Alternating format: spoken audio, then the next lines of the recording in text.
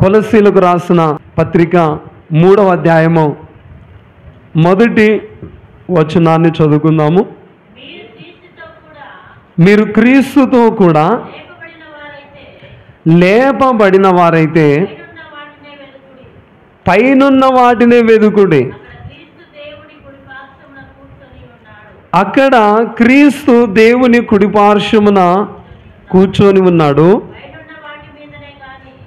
పైనున్న వాటి మీదనే కానీ భూ సంబంధమైన వాటి మీద మనస్సు పెట్టుకొనుకుడి.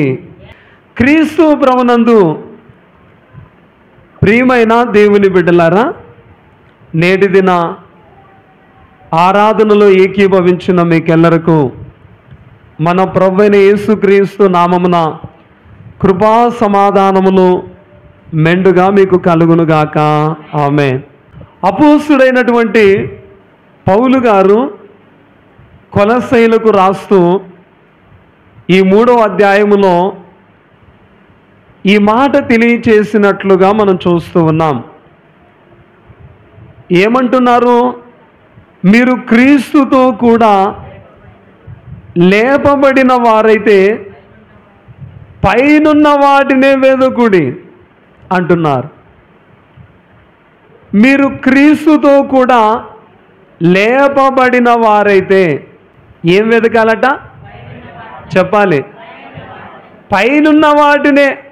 అందుకే 2వ వచనములో కూడా పైనున్న వాటి మీదనే కానీ భూ సంబంధమైన వాటి మీద మనస్సు పెట్టుకొనుకుడి అంటున్నారు. కాబట్టి ఈ వచనాన్ని మనము ధ్యానం చేసినట్లయితే, మీరు క్రీస్తుతో కూడా లేపబడిన వారైతే, మనము లేపబడ్డామా? పౌలు గారు అన్నారు, బాప్తిస్మము ద్వారా మరణములో మీరు పాలు పొందుతున్నారు, పాతి పెట్టబడుతున్నారు. అందుకే ఒకసారి చూడండి, అదే కొలస్సీ పత్రిక 2వ అధ్యాయము 12వ వచనాన్ని మనం చదువుకున్నట్లయితే ఏమంటున్నారంటే, మీరు బాప్తిస్మమందు ఆయనతో కూడా పాతి పెట్టబడిన వారే. అంటే బాప్తిస్మము ద్వారా మనము మరణములో పాలు పొందుతున్నాము, ఆయనతో కూడా పాతి పెట్టబడుతున్నాము. అంటే క్రీస్తు వారి మరణములో మనం పాలు పొందుతున్నాం. అందుకే బాప్తిస్మము ద్వారా మనం ఏమవుతున్నామంటే మనం చనిపోతున్నాం, పాతి పెట్టబడుతున్నాం. అయితే అంత మాత్రమే కాదు, ఆయనను మృతులలో నుండి లేపిన దేవుని ప్రభావమందు విశ్వసించుట ద్వారా, అంటే ప్రభువును మృతులలో నుండి లేపిన దేవుని ప్రభావమందు విశ్వాసముంచుట ద్వారా ఆయనతో కూడా లేచితిరి. అంటే 2 అనుభవాలు ఉన్నాయి. పాతి పెట్టబడ్డారు. దేని వల్ల పాతి పెట్టబడ్డారు? బాప్తిస్మం వల్ల. అయితే ఎప్పుడు లేస్తున్నామంటే మనము పాత జీవితము నుండి, పాప జీవితము నుండి మనము ఎలా బ్రతుకుతున్నామంటే, తిరిగి లేస్తున్నామంటే, ఇదిగో ఆయనను మృతులలో నుండి లేపిన దేవుని ప్రభావమందు విశ్వాసముంచుట ద్వారా లేచితిరి. ఇప్పుడు చెప్పండి, ఈ 2 అనుభవాలు ఉన్నాయా లేవా? కాబట్టి మన పాప జీవితము నుండి, మన పాత జీవితము నుండి, పాత రోత జీవితము నుండి మనము లేచాం. అందుకే ఇక్కడ ఏమంటున్నారంటే, మీరు క్రీస్తుతో కూడా లేపబడిన వారైతే. ఇప్పుడు చెప్పండి, ఇందాకేమన్నారంటే లేపబడలేదు అన్నారు. అంటే మీరేమనుకుంటున్నారంటే ఈ మహిమ శరీరముతో లేచే దాని గురించి ఆలోచిస్తున్నారు. యేసయ్య మధ్య ఆకాశములోనికి వచ్చినప్పుడు లేస్తాము కదా, అప్పుడు కదా లేపబడేది అని అనుకుంటున్నారు. కానీ పౌలు గారు ఇక్కడ మాట్లాడిన విషయం ఇది ఏంటి? పాప జీవితము నుండి, పాత జీవితము నుండి చనిపోయి మీరు లేచుట. కాబట్టి మీరు క్రీస్తుతో కూడా లేపబడిన వారైతే పైనున్న వాటినే వెదుకుడి. క్రీస్తుతో కూడా లేచిన మనము ఏం చేయాలంట? పైనున్న వాటినే వెతకాలి. ఏం వెతకాలి? పైనున్న వాటిని వెతకాలి. అందుకే ఏమన్నారంటే, పైనున్న వాటి మీదే కానీ భూ సంబంధమైన వాటి మీద మనస్సు పెట్టుకొనకుడి అని చక్కగా తెలియచేస్తారు. అంటే మనము చనిపోయినటువంటి మనము, బాప్తిస్మము ద్వారా చనిపోయిన మనము, మృతులలో నుండి తిరిగి లేపిన దేవుని ప్రభావము యందు విశ్వాసం ఉంచటం ద్వారా లేచిన మనమట పైనున్న వాటినే వెతకాలి. చెప్పాలి, పైనున్న వాటినే వెతకాలి. భూ సంబంధమైన వాటి మీద ఎందుకు? భూ సంబంధమైనదంతా కూడా తాత్కాలికమే. అవునా? చెప్పాలి అందరూ. స్థిరమైనది ఈ లోకములో. అందుకే మనం పాడుకుంటాం కదా చక్కగా, స్థిరమని నమ్మకు ధరయవరికి, స్థిరమని నమ్మకు ధరవరికి, పరలోకమే స్థిరము నిజముగా, పరలోకమే స్థిరము. దేవునికి మహిమ కలుగును గాక. ఎప్పుడు పాడతారు ఈ పాట? మాట్లాడరే. ఈ పాట పాడితే గుండెలు గుబేలు అవుతున్నాయి అంటారా? రోజు పాడుకోవాలంటే ఈ పాట మనం రోజు పాడుకోవాలి సుమా. కాబట్టి పరలోకం ఎక్కడుంది? చెప్పాలి. అందుకే పైనున్న వాటినే వెదకుడి, పైనున్న వాటినే వెదకుడి అంటున్నారు. పరలోకం పైనుంది. అందుకే దేవుడు కూడా, ప్రభువు కూడా ఏమన్నారంటే, మీరు నా రాజ్యాన్ని నీతిని మొదట వెదకుడి, అవన్నీ మీకు లభించును. ఏమి తిందుమో, ఏమి త్రాగుదుమో, ఏమి ధరించుకుందుమో అని వీటి గురించి మీరు విచారించవద్దు, చింతించవద్దు. అన్య జనులు, దేవుని ఎరుగని ప్రజలు వీటి గురించి ఆలోచిస్తారు, చింతిస్తారు. కానీ మీరు నన్ను నమ్మిన వారు కనుక, నన్ను వెంబడించు వారు కనుక ఇవన్నీ మీకు కావాలని మీ పరలోకపు తండ్రికి తెలుసు. కాబట్టి మీరు చేయవలసిన పని ఏంటంటే, నా రాజ్యాన్ని, నా నీతిని మొదట వెదకుడి. కాబట్టి ఇదిగో, మీరు క్రీస్తుతో కూడా లేపబడిన వారైతే పైనున్న వాటినే వెదకుడి. అయితే ఇక్కడ ఏమన్నారంటే, పైన ఏముంది అని అంటే చూడండి, అదే కొలస్సీ పత్రికలో అదే అధ్యాయంలోనే, ఆ క్రీస్తుతో కూడా లేపబడిన వారైతే పైనున్న వాటిని వెదకుడి. అక్కడ అంటే ఎక్కడ? పైన. అక్కడ క్రీస్తు దేవుని కుడి పార్శ్వమున కూర్చుండి ఉన్నాడు. దేవునికి మహిమ కలుగును గాక. ఇప్పుడు చెప్పండి, క్రీస్తు ఎక్కడ ఉన్నాడట? అందరు చెప్పాలి. పైన. ఆయన దేవుని కుడి పార్శ్వమున, అంటే కుడివైపున కూర్చుండి ఉన్నారు. కాబట్టి మనము క్రీస్తుతో కూడా లేపబడిన వారమైతే పైనున్న దేవుని కుడి పార్శ్వమున కూర్చొని ఉన్న ప్రభువును మనం వెదకవలసిన వారమై ఉన్నాము. ఆయన మీదే మనం మనస్సు పెట్టుకొనవలసిన వారమై ఉన్నాం. చాలా వచనాలు తెలియచేస్తున్నాయి. చూడండి, 8వ అధ్యాయం రోమపత్రిక 34వ వచనాన్ని మనం చదువుకున్నట్లయితే, శిక్ష విధించువాడెవడు? చనిపోయిన క్రీస్తు యేసే. అంతేకాదు మృతులలో నుండి లేచిన వాడును దేవుని కుడి పార్శ్వమున ఉన్నవాడు. ఈ మాట వినండి, దేవుని కుడి పార్శ్వమున ఉన్నవాడును మన కొరకు విజ్ఞాపనమును కూడా చేయువాడును ఆయనే. ఈ రోమపత్రికలో కూడా వ్రాయబడింది, దేవుని కుడి పార్శ్వమున ఉన్నవాడు, మన కొరకు విజ్ఞాపనమును చేయువారు ఆయనే. ఎఫెసీ పత్రిక 1వ అధ్యాయము 21వ వచనాన్ని కూడా మనం చదువుకున్నట్లయితే, సాబోవు యుగమునందును పేరు పొందిన ప్రతి నామము కంటెను ఎంతో ఎచ్చుగా పరలోకమునందు ఆయనను తన కుడి పార్శ్వమున కూర్చుండబెట్టుకొని ఉన్నాడు. దేవునికి మహిమ కలుగును గాక. కాబట్టి ఈ వచనము కూడా తెలియచేస్తుంది, ఆయనను తన కుడి పార్శ్వమున కూర్చుండబెట్టుకొని ఉన్నాడు. అంతేకాదు హెబ్రీ పత్రిక 1వ అధ్యాయము 4వ వచనాన్ని కూడా మనం చదువుకున్నట్లయితే ఉన్నత లోకమందు మహామహుడగు దేవుని కుడి మహామహుడగు, చూడండి, ఉన్నత లోకము ఏ లోకము?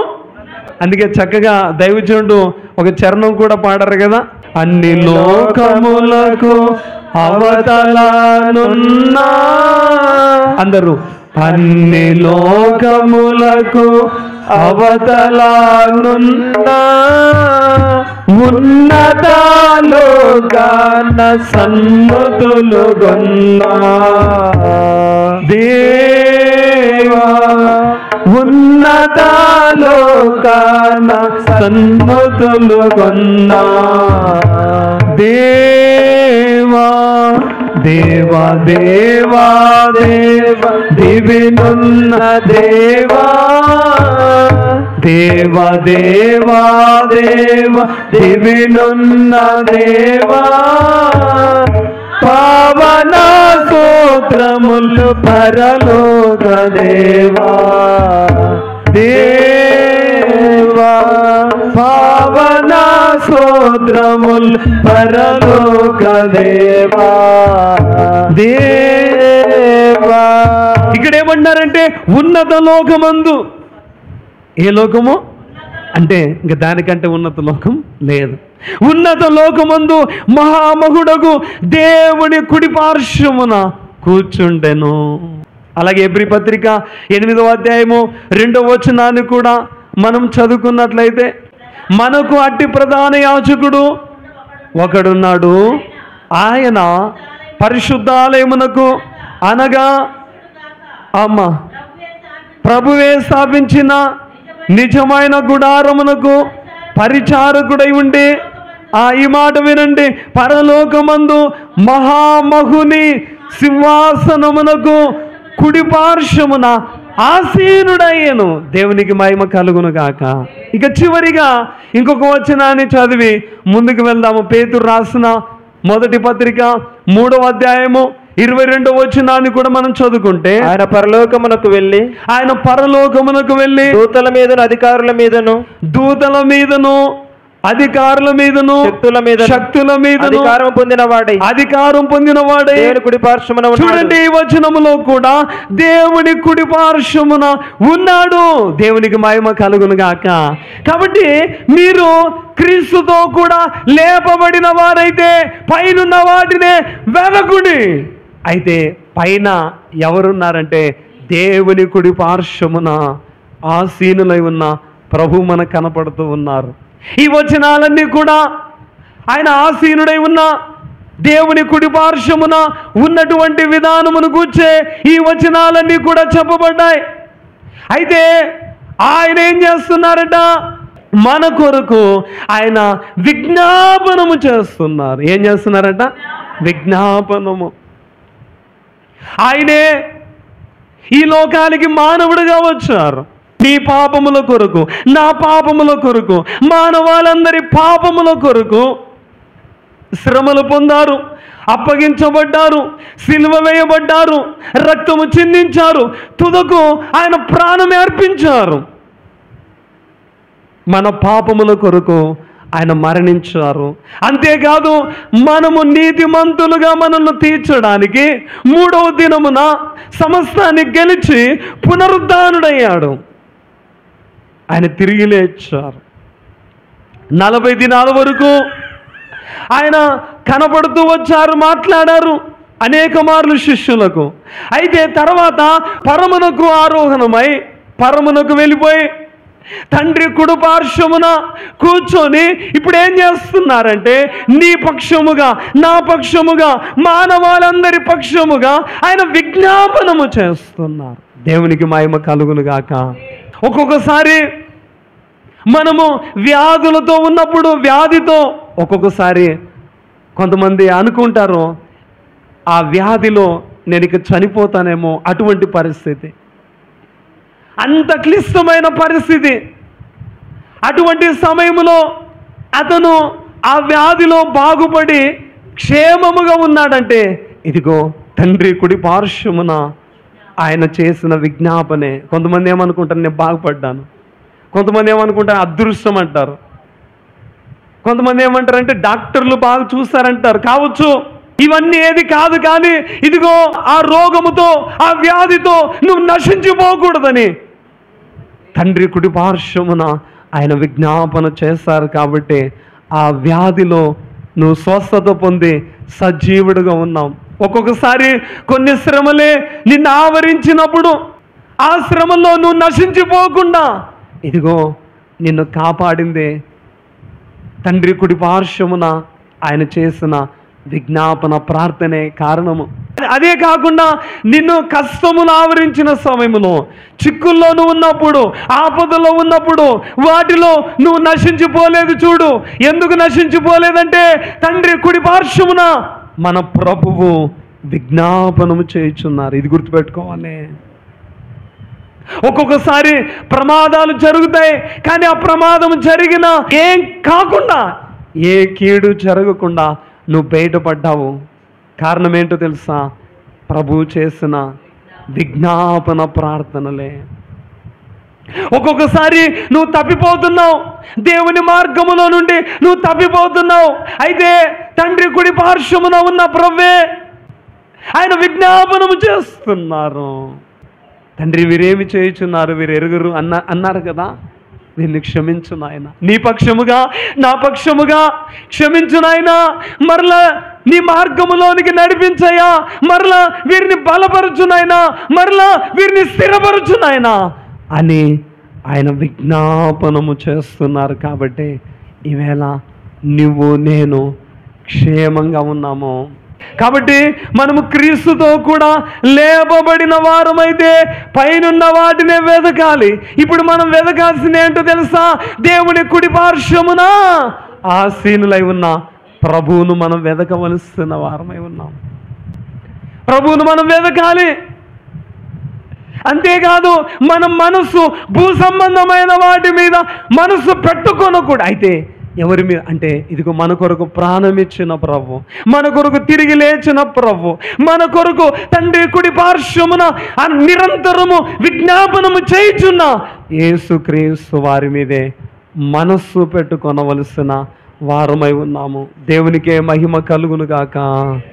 లోక పాపములు మోయుచుబోవు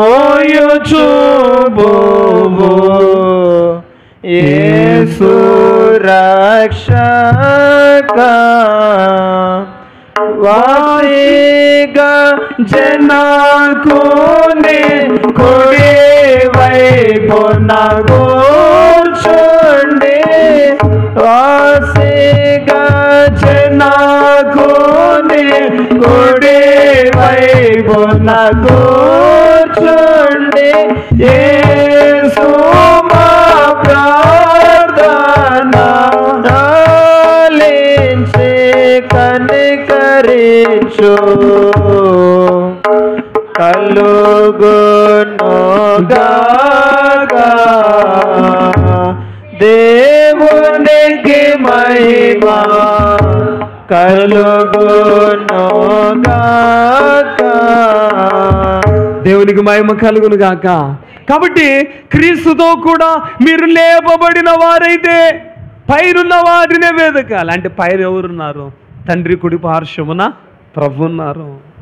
ఆయన వెదకాలి. వెదుకు వారికి ఆయన దొరికే దేవుడు. అవునా కదా? వెదుకుడి మీకు దొరుకును అని అన్నారు కదా. మనం వెదకాలి. ప్రభు దొరుకు కాలం అందే ఆయన వెదకాలని వాక్యములో చెప్పబడి ఉంది కదా. ఆయన వెదకాలి. అంతేకాదు, మన మనస్సు భూ సంబంధమైన వాటి మీద పెట్టకుండా మన కొరకు నిరంతరము విజ్ఞాపనము చేయుచున్న యేసు వారి మీదే మన మనస్సు పెట్టాలి. మొదటి విషయం ఇది. తండ్రి కుడి పార్శ్వమున మన ప్రభు ఉన్నారు. ఇదిగో ఆయన్ను మనం వెదకాలి. అంతేకాదు, ఆయన మీద మన మనస్సు పెట్టాలి, భూ సంబంధమైన వాటి మీద కాదు. ఇక రెండవదిగా మనం చూస్తే ఫిలిప్పీలకు రాసిన పత్రిక 3వ అధ్యాయము 20వ వచనాన్ని మనం చదువుకుంటే, మన పౌరస్థితి పరలోకమందున్నది. మన పౌరస్థితి పరలోకమందున్నది. చాలు. ఎక్కడుందట? పరలోకం అంటే ఎక్కడ అన్నాను నేను? పైన. కాబట్టి పైన ఏముంది? మన పౌరస్థితి ఏముందట? మనము పరలోక రాజ్య పౌరులమట. పరలోక. ఇందుకు ఇక్కడ ఏం చెప్తామంటే నేను భారతీయుణ్ణి, అవునా? నేను భారత పౌరుణ్ణి. లేకపోతే అమెరికా అనుకో, అమెరికా పౌరుణ్ణి. ఆస్ట్రేలియా అనుకో, ఆస్ట్రేలియా. ఐఎమ్ ఇండియన్ అంటారు కదా, ఇండియన్, అమెరికన్, ఆస్ట్రేలియన్. కాబట్టి ఏ దేశానికి సంబంధించిన ఆ దేశ పౌరుడు. అయితే పౌలు గారు ఇక్కడ ఏమన్నారంటే మన పౌరస్థితి ఎక్కడుందట? పరలోక రాజ్యములో మన పౌరస్థితి. అయితే పరలోక రాజ్యములో పౌరుడు కావాలంటే ఎట్లా? పౌరసత్వం సంపాదించాలంటే ఎట్లా? ఒకసారి పౌలు గారిని పట్టుకొని కట్టేసి కొట్టేయమన్నారు. అప్పుడు పౌలు గారు ఒక మాట అన్నారు, రోమీలకు తీర్పు విధించకుండా శిక్షించవచ్చా అన్నారు. వెంటనే భయపడ్డారు ఆ మాటకి. నువ్వు రోమీయుడవా అని అడిగారు. ఆ వ్యక్తి కట్టుచున్న వ్యక్తి శతాధిపతి దగ్గర తీసుకెళ్ళాడు. ఇతను రోమీయుడు సుమి. అడిగాడు అనమాట శతాధిపతి, నువ్వు రోమీయుడువా? ఆ శతాధిపతి అంటున్నాడు, నేను చాలా ద్రవ్యం ఇచ్చి ఈ పౌరత్వము నేను సంపాదించాను. నేను చాలా ద్రవ్యం ఇచ్చి. కానీ పౌలు గారు ఏమంటారంటే నేను పుట్టుకతోనే నేను రోమీయుడును అంటే రోమ పౌరుడు అనమాట. వెంటనే పౌలు గారిని కొట్టకుండా శిక్షించకుండా విడిచిపెట్టు. అయితే నేనేమంటున్నానంటే ఇదే పౌలు గారు ఏమంటున్నారంటే నువ్వు భారతదేశ పౌరుడు కావచ్చు, అమెరికా దేశ పౌరుడు కావచ్చు, కానీ మన పౌరస్థితి ఎక్కడ ఉందట? పరలోకములో ఉంది. అయితే పరలోక రాజ్య పౌరులు కావాలంటే ఎలా? పరలోక రాజ్య పౌరులు కావాలంటే మనము చేయాల్సిన పని ఏంటంటే మారు మనసు పొందాలి. అంతేనా? మారు మనసు పొందితే, యేసయ్య రక్తముతో కడగబడితే, బాప్తిస్మం పొందితే మనకి అక్కడి పౌరసత్వం దొరుకుతుంది. అవునా కదా? శతాధిపతి ఏమన్నాడంటే చాలా ద్రవ్యం ఇచ్చి నేను సంపాదించానన్నాడు రోమ పౌరసత్వం. మనము చాలా ద్రవ్యం ఇవ్వాల్సిన అవసరం లేదు, కానీ మన కొరకు యేసయ్య చెల్లించారు. యేసయ్య ఎంతనో క్రయధనముగా ఆయన రక్తమే చెల్లించారు. గమనించాలని మనవి చేస్తూ ఉన్నా. కాబట్టి అయితే మనం పరలోక రాజ్య పౌరులుగా మనం ఉండాలంటే కేవలము మనం చెల్లించాల్సిన అవసరం లేదు, కానీ ఆయన చేసిన కార్యమునందు విశ్వాసముంచుట ద్వారా, మారు మనసు పొందుట ద్వారా, ఆయన రక్తములో కడగబడుట ద్వారా పరలోక పౌరసత్వాన్ని మనం సంపాదించుకున్నాం. అందుకే చక్కగా ఒక మాట అంటారు, ఒక పాపి మారు మనసు పొందుట ద్వారా పరలోక రాజ్యములో ఎక్కువ సంతోషం అని అన్నారు. ఎందుకు సంతోషం అంటే పాపి మారినప్పుడు పరలోక పౌరుడు అవుతున్నాడు. మీకు అర్థమవుతుందా? పరలోక రాజ్యములో ఒక సభ్యుడు చేరాడు అనే సంతోషము. అందుకే శిష్యులు 70 మంది అంటే కొంతమంది 70 మందిని ఏర్పాటు చేసుకుంటారు కదా, తర్వాత 70 మందిని పంపిస్తారు కదా. ఈ 70 మంది ఎన్నో కార్యాలు చేసి యేసయ్య దగ్గరికి వచ్చి మీ నామములో అంటే దయ్యాలు లోబడుతున్నాయి అని సంతోషంగా చెప్తారనమాట. అప్పుడు యేసు ప్రభు వారు ఒక మాట అంటారు, దయ్యములు లోబడుచున్నవని సంతోషించొద్దు, పరలోకములో మీ పేర్లు రాయబడ్డాయని. అంటే పేర్లు రాయబడుట ద్వారా పౌరస్థితి, మన పేర్లు రాయబడుట ద్వారా. ఎప్పుడు రాయబడుతున్నాయి? మారు మనస్సు పొందుట ద్వారా, ఆయన రక్తములో కడగబడుట ద్వారా, బాప్తిస్మము ద్వారా. అందుకే మన పౌరస్థితి ఇది కాదు.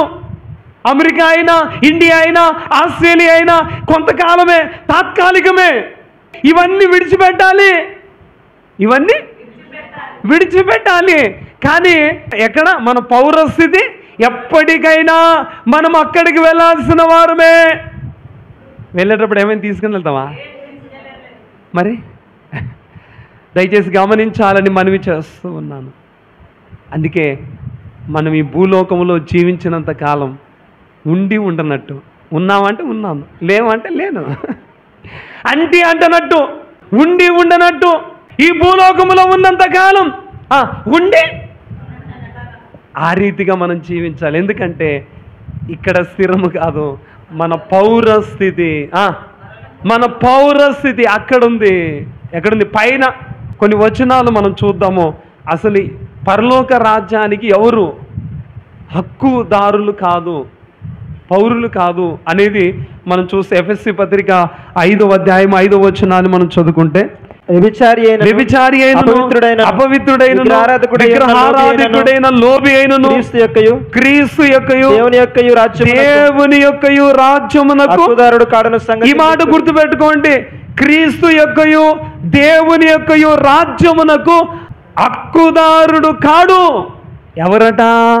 వ్యభిచారి అయినను అపవిత్రుడైనను విగ్రహారాధికుడైనను వీళ్ళు హక్కుదారులు కారు. అంటే పరలోక రాజ్య పౌరులు కాలేరు. ఇంపాసిబుల్. గలతీ పత్రిక 5:19 మనం చదువుకుంటే జారత్వము, అక్కడి నుంచి చదువు. జారత్వము, అపవిత్రత, కాముకత్వము, విగ్రహారాధన, అభిచారము, ద్వేషములు, కలహము, మత్సరములు, క్రోధములు, కక్షలు, భేదములు, విమతములు, అసూయలు, మత్తతులు, అల్లరితో కూడిన ఆటపాటలు, ఇటువంటి వాటిని చేయువారు దేవుని రాజ్యమును స్వతంత్రించుకొననేరని స్పష్టంగా చెప్పుచున్నా. ఈ లిస్ట్ అంతా జారత్వము, అపవిత్రత అని స్టార్ట్ చేసి ఎన్నో విషయాలు చెప్పారు. మీరు తర్వాత చదువుకోండి. చెప్పి ఇట్టి వాటిని చేయువారు దేవుని రాజ్యాన్ని స్వతంత్రించుకొనలేరు. అంటే అర్హులు కారు, హక్కుదారులు కారు, దేవుని రాజ్యానికి పౌరులు కారు. ఇంకొక వచనాన్ని కూడా చదువుకుందాం. కొరింథీ పత్రిక 1వ పత్రిక 6వ అధ్యాయము 9 నుంచి 11 వచనాలు చదువుకున్నట్లయితే, ఆ అన్యాయస్తులు దేవుని రాజ్యమునకు వారసులు కానేరని మీకు తెలియదా? మోసపోకుడి, జారులైనను, విగ్రహారాధికులైనను, వ్యభిచారులైనను, ఆడంగితనము గలవారైనను, పురుష సంయోగులైనను, దొంగలైనను, లోబులైనను, త్రాగుబోతులైనను, దూషకులైనను, దోచుకుని వారైనను దేవుని రాజ్యమునకు వారసులు కానేరరు. ఇవన్నీ వీళ్ళందరూ అన్యాయస్తులు కావచ్చు, జారులు కావచ్చు, విగ్రహారాధికులు, వ్యభిచారులు. ఈ చెప్పిన లిస్టు దొంగలు, లోబులు, త్రాగుబోతులు, దూషకులు, దోచుకుని వారు దేవుని రాజ్యానికి. అయితే ఒక మాట అంటున్నారు, ఒక మాట.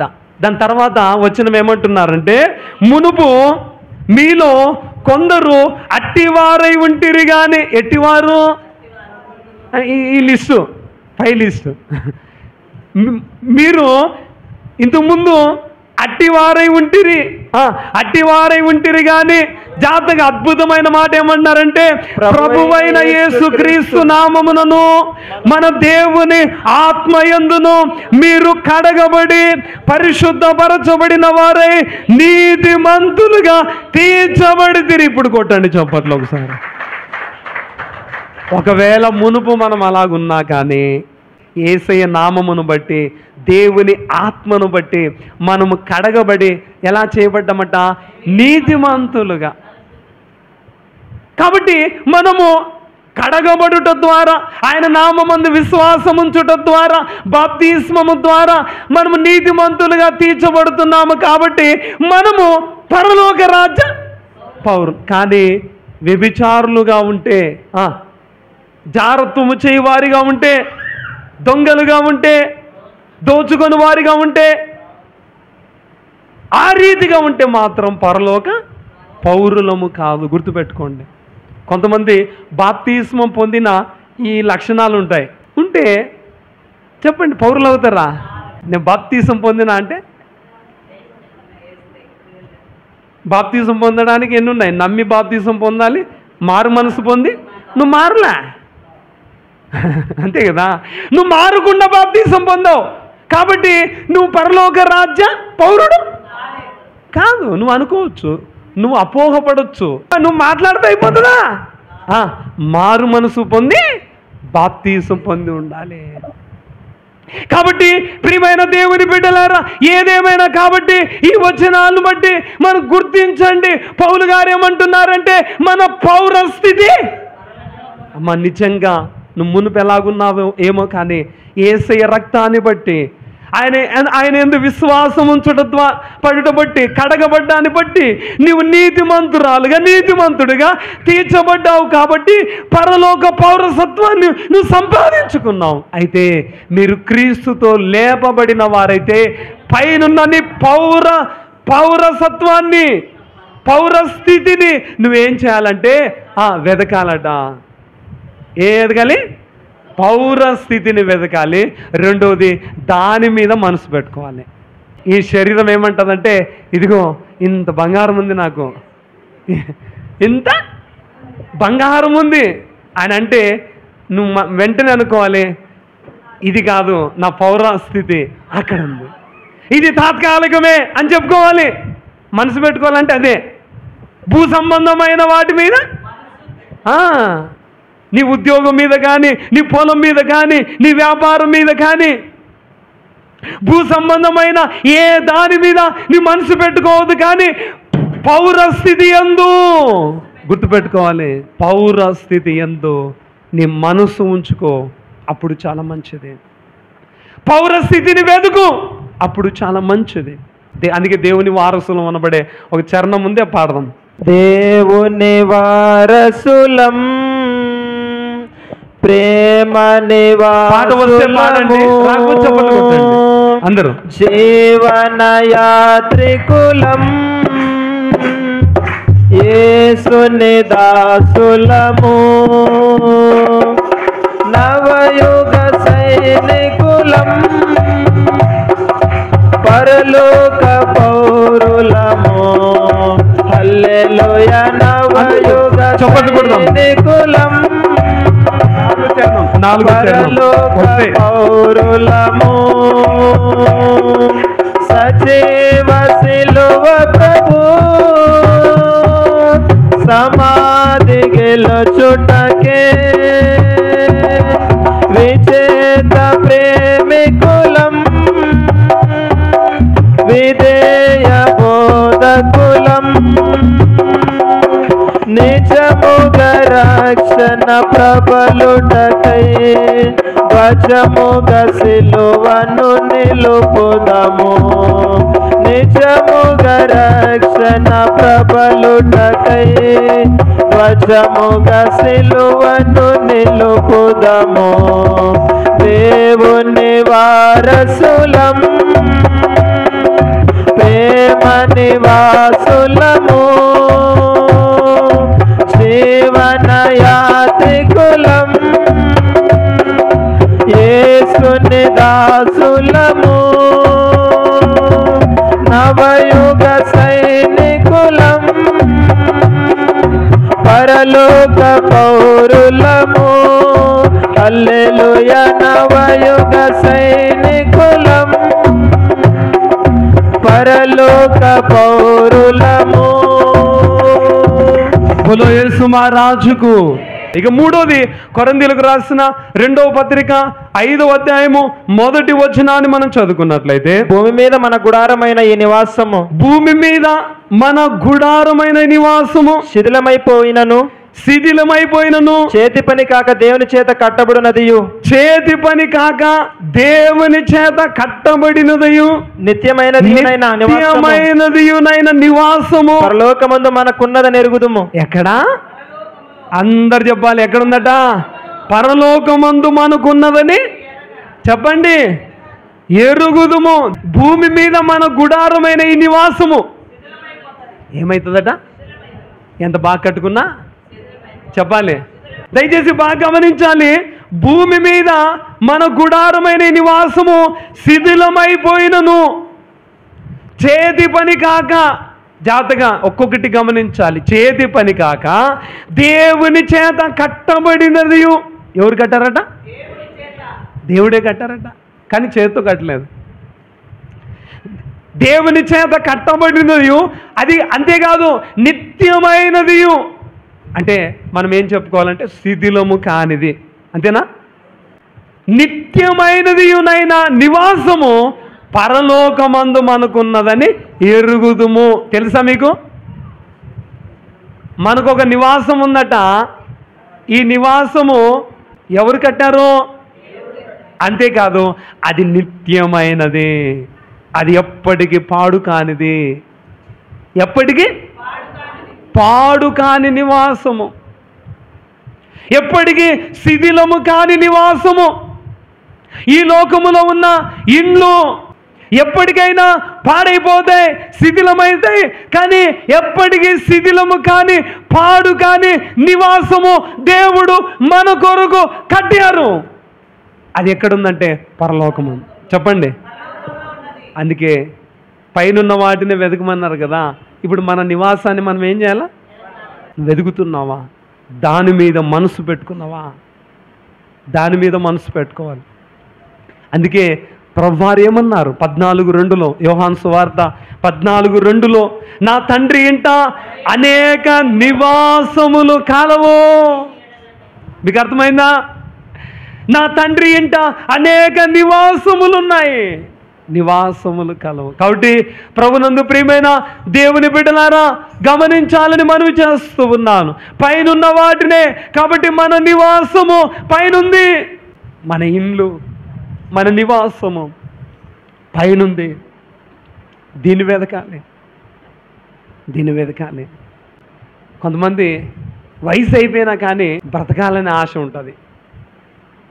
మరణం అంటే భయం, అవునా కదా? ఎంత పండు ముసిలి వాళ్ళు అంటారు కదా, అటువంటి వాళ్ళని కూడా చూడండి భయపడతారు, అవునా? కానీ నిజమైన విశ్వాసి భయపడతారు. నీకు ఈ నిరీక్షణే ఉంటే, ఈ వాక్యాలు నీకు తెలిస్తే ఏమనుకుంటానంటే, నేను ఎప్పటికైనా ఈ నివాసాన్ని నేను విడిచిపెట్టాలి, ఇది ఎప్పటికైనా శిథిలమైపోయేది, కానీ ఎన్నటికీ శిథిలము కానీ నా కొరకు పరలోకమందు కట్టిన, దేవుడు కట్టిన నిత్యమైన ఆ నివాసము నేను చేరుకోవాలి అనబడే ఆ నిరీక్షణ కలిగి ఉంటాడు. ఈవేళ మనం ఎలా ఉన్నాం? ఆ నివాసాన్ని వెతుకుతున్నావా? తండ్రి ఇంటికి మనం వెళ్ళాలంటే ఈ శరీరం అనబడే మరణము గుండానే వెళ్ళాల్సిందే, అవునా కదా? అందుకే ఈ శరీర మరణము పరలోకానికి దేవుడు ఏం చేశారంట? ఆ పరలోక నివాసానికి ద్వారముగా చేశారన్నారు అయ్యగారు. పరలోక నివాసానికి ద్వారము. దేవునికి మహిమ కలుగును కాక. అందుకే భక్తులు ఎప్పుడైనా చనిపోయినప్పుడు ఒక మాట చెప్తారు. జకరియా గారు తను చేసిన దినములు సంపూర్తి అయినప్పుడు తన ఇంటికి వెళ్ళెను అనే మాట ఉంటుంది. భక్తులంతే, వాళ్ళు ఈ లోకములో చేయవలసిన పనులు చేసి ఎక్కడికి వెళ్ళిపోయారు? ఇంటికి వెళ్ళిపోయారు. ఒక అబ్బాయట ఎప్పుడు కూడా ఆ శ్మశానము గుండా అటువైపు ఇటువైపు సమాధులు ఉంటాయట. ఆ సమాధులు గుండా ప్రతి సాయంకాలం చీకటి పడేటప్పుడు దాటుకుంటూ వెళ్ళిపోతాడట. అక్కడ దగ్గరలో ఒక క్రైస్తవుడే ఇల్లు కట్టుకొని ఉన్నాడు. ప్రతిరోజు గమనిస్తాడట, ప్రతిరోజు గమనిస్తాడు. తను అడిగాడట, ఒకరు చాలా రోజులు చూచాడు, కాదబ్బాయి నువ్వు ఒక్కడివే ఈ సమాధుల మధ్య, ఈ సమాధుల గుండా నువ్వు వెళ్తున్నావు అవతలికి, నీకేం భయం అనిపించదా అని అంటే, ఆ అబ్బాయి అన్నాడట, కాదంటే నేను ప్రతిరోజు ఇలా వెళ్తున్నాను, ఇదిగో ఈ సమాధుల ఆవల, ఈ సమాధుల అవతల, ఈ సమాధులు దాటిన తర్వాత మా ఇల్లు ఉంది. కాబట్టి వాళ్ళ ఇంటికి వెళ్ళాలంటే ఎలా వెళ్ళాలి? కాబట్టి ప్రియమైన విశ్వాసులారా, మన ఇంటికి వెళ్ళాలంటే కూడా మరణము గుండా వెళ్ళాల్సిందే. కాబట్టి ఈ శరీర మరణమే పరలోకానికి ద్వారముగా దేవుడు చేసి ఉన్నారు. అయితే మనం ఈ లోకములో జీవించినంత కాలం భూ సంబంధమైన వాటి మీద, ఈ లోక శిథిలమయ్యే గుడారం మీద, శిథిలమైపోయే నివాసం మీద మనసు పెట్టుకోవద్దు. కానీ నిత్య నివాసము ఏంటది? నిత్య నివాసమైన దేవుని చేత కట్టబడి పరలోకములో భద్రము చేయబడిన ఆ నివాసం మీద మనసు పెట్టుకుంటే చాలా మంచిది. దేవునికే మహిమ కలుగును గాక. బోలో యేసు మహారాజుకు. అంతేకాదు, ఇక 4వదిగా పౌలు గారు అంటున్నారు తన ఆత్మీయ కుమారుడైన తిమోతితో, 2వ పత్రిక, తిమోతికి రాసిన 2వ పత్రిక 4వ అధ్యాయము 7-8 వచ్చిన మంచి పోరాటము పోరాడితిని, నా పరుగు కడముట్టించి తిని విశ్వాసమును కాపాడుకుంటుని, ఇక మీదట నా కొరకు నీతి కిరీటం ఉంచబడి ఉన్నది. ఇప్పుడు చెప్పండి, ఈ నీతి కిరీటం భూలోకంలో ఉన్నప్పుడేనా ఇచ్చేది? చెప్పాలి. ఇప్పుడు ఏం వెతుకుతున్నాడు ఈయన పౌలు గారు? పరలోకంలో ఇవ్వబోయే కిరీటము. పైన ఏముందంటే ఈ ఒకటే కాదు సుమా, ఎన్నో కిరీటాలు ఉన్నాయి. ఇక్కడ ఏమన్నాడంటే నీతి కిరీటం గురించి చెప్పారు. నేను మంచి పోరాడి తిని, అంతేకాదు నాకు మాత్రమే కాదు, తన ప్రత్యక్షతను అపేక్షించు వారందరికీ ఏది అనుగ్రహిస్తారు? నీతికి. అమ్మా, నీ కొరకు కూడా, నా కొరకు. ఎవరైతే ఆయన ప్రత్యక్షతను అపేక్షిస్తారో అటువంటి వారందరికీ కొరకు నీతి కిరీటము సిద్ధము చేయబడి ఉంది. అయితే ఎక్కడ? పైనుంది. ఇది ఎక్కడుంది? కిరీటం పైనుంది. అయితే ఈ కిరీటము కొరకు ఏమంటాడంటే ఆయన, నేను మంచి పోరాటం మనం కూడా ఏం పోరాడాలి? ఆత్మీయ పోరాడాలి. మంచి పోరాటము. పాపముతో పోరాడాలి, నువ్వు అపవాదితో పోరాడాలి, శరీరాశలతో పోరాడాలి, లోకాశలతో పోరాడాలి. ఇది మంచి పోరాటం. ఒక ఆయన చనిపోయాడట, సమాధి చేశారు. ఆయన సమాధి మీద ఈ వాక్యం రాశారంట, మంచి పోరాటము. ఇందుకే ఈ వ్యక్తి బతుకున్న కాలంలో నిద్ర లేచినప్పటి నుంచి తాగడమేట. నిద్ర లేచినప్పటి నుంచి ఇందుకే ఏ పోరాటం పోరాడాడు ఆయన? తాగుడు పోరాటం. వాక్యం అయితే పెట్టారు కానీ నీతి కిరీటం ఆయన కొరకు ఉంటుందా? ఊరికి రాసుకున్నంత మాత్రం అయిపోతుందా? కాబట్టి ప్రభునందు ప్రియమైన వారులారా, నీతి కిరీటం అంటే ఇదిగో, నువ్వు మంచి పోరాటం విశ్వాసం కాపాడుకోవాలి. నేను విశ్వాసము కాపాడుకుంటేనే అప్పుడే ఇదిగో నీతి కిరీటం ఉంది. ఇంకా చాలా కిరీటాలు ఉన్నాయి. యాకోబు పత్రికలో 1:12, యాకోబు శోధన సహించువాడు ధన్యుడు, అతడు శోధనకు నిలిచిన వాడే ప్రభు తను ప్రేమించు వారికి వాగ్దానం చేసిన జీవ కిరీటము పొందును. కాబట్టి శోధన సహించే వ్యక్తికి ఏమిస్తారట? జీవ కిరీటం. అంతేకాదు, ప్రకటన గ్రంథం 2వ అధ్యాయం 10వ వచనములో కూడా ఇదే కిరీటం గురించి రాయబడింది. శ్రమలు వస్తాయి, చివరి వరకు నమ్మకముగా ఉంటూ జీవ కిరీటం ఇస్తానన్నారు. కాబట్టి మనము శోధన సహిస్తే, నమ్మకముగా జీవిస్తే జీవ కిరీటము ఎక్కడా?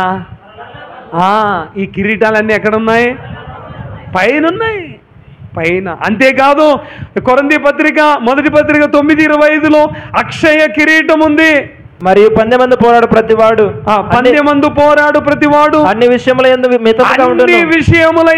మితముగా ఉండును. వారైతే వారు క్షయమగు కిరీటము కొరకు మితముగా ఉంటారు. మనమైతే అక్షయమైన కిరీటము. అక్షయం అంటే వాడబారినిది, పాడు కానిది, ఎన్నటికి నశించని ఆ కిరీటము కొరకు మనం ఎలా ఉండాలంటే అన్ని విషయాల్లో మితముగా ఉండాలంట. మనం గమనించాలని మనవి చేస్తూ ఉన్నాం. దేవునికి మహిమ కలుగును గాక. అంతేకాదు, పేతురు రాసిన 1వ పత్రిక 5:4లో వాడబారని మహిమ కిరీటము. ఇది సేవకులకి ఇచ్చేది. మందకు మాదిరిగా ఉండాలి అన్నారు అక్కడ. అందుకే సేవకులు మందకు మాదిరిగా ఉండాలని చెప్తున్నారు. మహిమ కిరీటం ఇది కూడా పైన ఉంది. అంతేకాదు, తెస్సలోనిక 1వ పత్రిక 2:19లో అతిశయ కిరీటం, ఆత్మల సంపాదన. అతిశయ కిరీటం. కాబట్టి ఈ కిరీటాలన్నీ కూడా ఎక్కడున్నాయంటే పైన ఉన్నాయి, పైన. కాబట్టి వీటిని మనం వెతకాలి, వీటిని. కొంతమంది బాధపడతారనమాట, ఇంకొంచెం బాగా చదివింటే స్టూడెంట్స్ పాస్ అయినా కానీ ఇంకొంచెం బాగా చదివింటే ఇంకా మంచి మార్కులు వస్తాయంట, ఇంకొంచెం బాగా. నేనేమంటానంటే మనము కూడా ఇప్పుడు జాగ్రత్త పడు. నువ్వు దేవుని కొరకు ఏం చేయాలన్నా, నువ్వు ఏం చేసినా దానికి ప్రతిఫలముగా కిరీటాలు ఉంచబడి ఉన్నాయి. ఎక్కడున్నాయి? పైన ఉన్నాయి.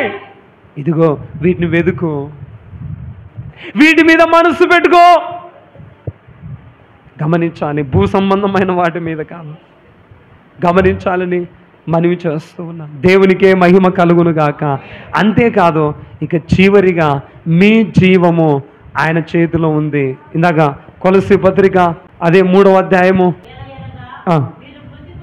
అమ్మా, మీ జీవము క్రీస్తుతో కూడా దేవుని యందు దాచబడి ఉన్నది. కాబట్టి మన జీవము కూడా దేవుని యందు అంటే పైన ఉంది. జీవం అంటే లైఫ్, అంటే జీవితం అనొచ్చు, మన లైఫ్. తదనంతర జీవితం, ఈ శరీర జీవితం 70-80 మహా అంటే. అయితే ఆ తర్వాత నీ లైఫ్. కొంతమంది అంటారు కదా, నీ లైఫ్ ఎట్లా, ఉద్యోగానికి రిటైర్మెంట్ అయిన తర్వాత నీ లైఫ్ ఎక్కడ అంటారు కదా, ఎట్లా అంటారు కదా. అయితే మన మరణ అనంతరం మన జీవం క్రీస్తుతో కూడా దాచబడి ఉన్నది. అందుకే నేనే జీవం అన్నారు. అందుకే పోయిన వారం కూడా చెప్పాను కదా, గొర్రెలకు జీవము సమృద్ధిగా ఇవ్వడానికే నేను వచ్చాను అన్నారు. ప్రియమైన దేవుని బిడ్డలారా, మన జీవము కూడా పైన ఉంది, క్రీస్తుతో దాచబడి ఉంది. కాబట్టి ఈ 5 విషయాల మీద మీరు క్రీస్తుతో కూడా లేపబడిన వారైతే పైనున్న వాటినే. పైన ఏమున్నాయంటే ఇదిగో మన కొరకు ప్రాణమిచ్చిన యేసు వారు దేవుని కుడి పార్శ్వమున ఉన్నారు, నిరంతరము మన కొరకు విజ్ఞాపన చేస్తున్నారు. ఆయన మనం వెతకాలి, ఆయన మీద మనసు. రెండోది, మన పౌరస్థితి పరమందు ఉన్నది. మన పౌరస్థితిని మనం వెతకాలి, దాని మీదే మన మనసు పెట్టుకో. మూడోది, మన నివాసము, మన నిత్యమైన నివాసము పరమందు ఉన్నది. దేవుడు భద్రం చేశారు, ఆ నివాసం వెతకాలి మనము, దాని యందే మనసు పెట్టుకోవాలి. ఇక 4వది, కిరీటాలు. ఎవరికే కిరీటం ఇవ్వబడుతుందో ఇవన్నీ కూడా పైన ఉన్నాయి.